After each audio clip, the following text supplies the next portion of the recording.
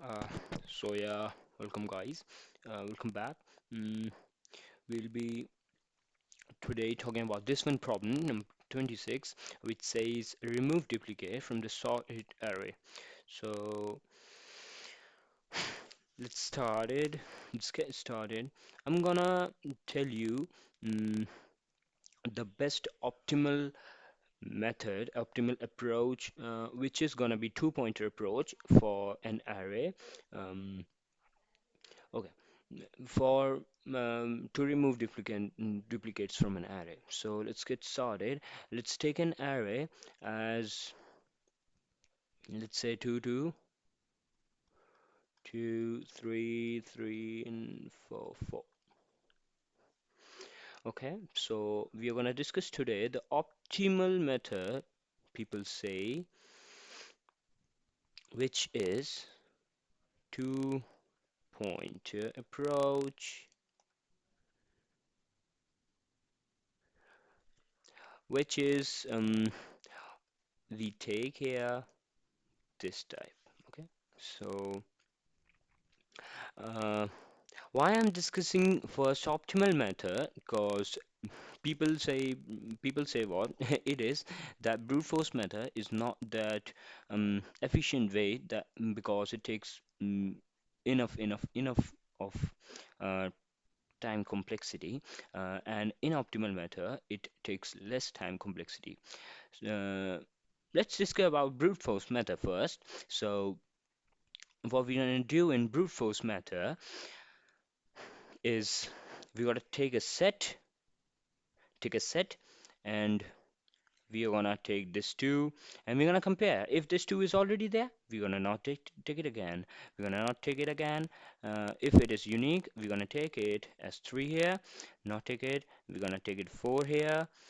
We're gonna not take it, and here we will be returning this length of this set. Okay, this is brute force, and as I remember, it takes some n log n and n log n time complexity, which is not good enough as compared to the optimal method that I'm gonna discuss with you here, which is, give me a sec, yes, which is two-pointer.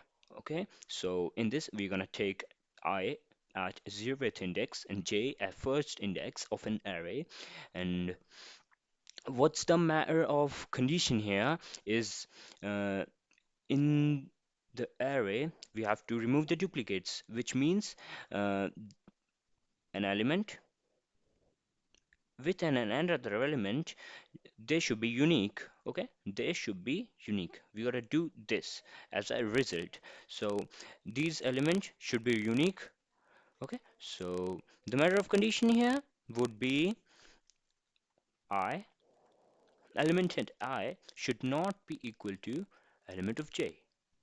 Okay, so it is the main condition. We gotta um, iterate on here. So let's check if 2 is unique. No, it is not unique, so we gotta forward this j to next one. It is unique. We gotta compare it with I. Okay, compare I with j. Okay, so it is unique. No, we'll forward it to next one. J, we will compare if I is unique to j. Yes, it is unique. So what we're gonna do it here, so we will give the j value, this j value to I plus 1 here. We will be giving this value here, so I plus 1. Okay, and then uh, it is completed. Next, forward it here, and we will compare it with this one. Yes, I will be forwarded here. Okay, so we will compare this I with this j. It is not unique. It will be forwarded again. So it is unique. Yes, it is unique. So this j value will be given to the I plus 1 here, and this will be here 4. Okay, so this I will be forwarded here again as I was here. Now this I will be forwarded here again, and this j will be forwarded here, uh, and we'll check if this I is equals to j, is not equals to j. No, it is same. So we're gonna stop it here, and we're gonna return this array length. Okay, so I hope you are able to understand this approach. Well, I'm gonna say let's take an pseudocode here, what we have driven here. So first we have initialized I with 0. Then we'll have to apply a for loop as j as 1, or we can take as j I plus 1, it is equal. And we'll traverse j, we'll take j till the end value. End element is what it is. It is num dot size, and we're gonna update this thing. Yes, update it. Then we're gonna check this condition as if num of as j. It is equal, it is not equal. So what we're gonna do here, we will have to give this j value to the I plus 1 element of num array. And then, oh, mm, we gotta, what we gonna do? What we gotta do here? I plus plus. Okay, so out from, out from this loop, we gotta do what? Return. What we gotta return here? So, what we're gonna return here is I plus 1. How I plus 1? Why I plus 1 is that because um, here I. So, what is I here? 0, 1, 2. I is what? 2, which is an index? Which is an index. So, which is an index? Okay. So, in an array, if we got a countable length, so we gotta do as length as index plus 1, which is 3. So we got to write here as return I plus 1. So mm, let's check it at the VS Code, or sorry, at the lead code site. Let's go. So we are here, and we're gonna write this thing as what we have done there. We have initialized I as 0, and we have started for loop for oh, j as from 1.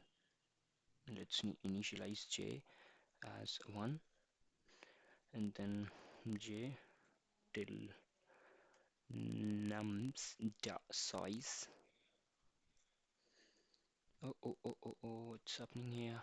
Size. Okay, so yes, j plus plus. Okay, we are here, and then we'll check the condition. If what if the of I num of I num of I is not equals to num of j. We gotta write here nums. Okay, nums that nums for j. So, and then if it is unique, if it is not equal, we are gonna give nums I plus 1, I plus 1, what? The value of nums j. Okay, there's semicolon here, and update I, coming out of the for loop. We got to return I plus 1, as I is the index and I plus 1 is the length of the array. Let's check if it is valid or not. Woohoo! It passes the cases as of 112. We don't have to go through these examples as I have taken and explained it to you. Taken a great example. One thing I forgot to tell you guys that that it takes the time complexity of, let's say, this for loop is there na, so it takes the time complexity of big O of n, as it takes a, as it iterates it in one pass, and it takes the complexity space complexity of big O of 1 as it traverses in one pass. The whole array does not does not traverse again and again. We iterate, we solve this problem in one pass only. So it is. So thank you guys. That is it for today. We'll be meeting you in. I'll be meeting you in next video with the next great problem with great solution. Thank you.